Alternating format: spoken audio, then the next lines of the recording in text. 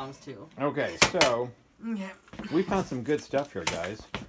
So as you're digging through, take a look, obviously, and kind of investigate every little nook and cranny when you're actually at a spot. And kind of get all that crap out of Yeah. there. So I think if we actually move that, I think that's going to be required. Why is there rug rolled up in here?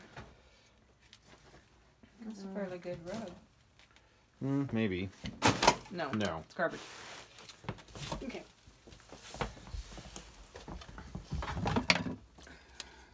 That can go back. Don't be afraid to get it on your hands and knees. I mean, some of this is it's going to require a little oomph.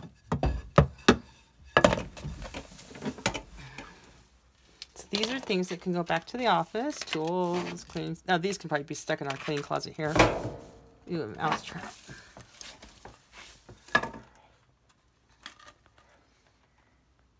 Or, you know what? It belongs to the house. I'm sorry, I didn't say back to our office. This belongs to the house. Yes. For the homeowners that they bought it. Correct.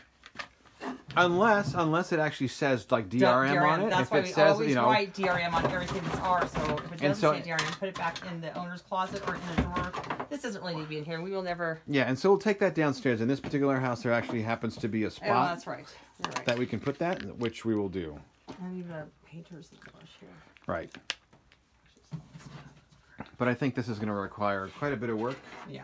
So this once we're all said and done. This is a return to. We have call. Yeah, and all kinds of there's stuff, a ton of work right here in this one little spot that you know we what? just. These guests don't really need. To be honest with you, we could use this as our repair closet. You know what I mean? For yeah. Now, do you want to put a lock on it? No. All right. I mean, if the guests want to recalk our bathroom, go yeah, for it. Exactly.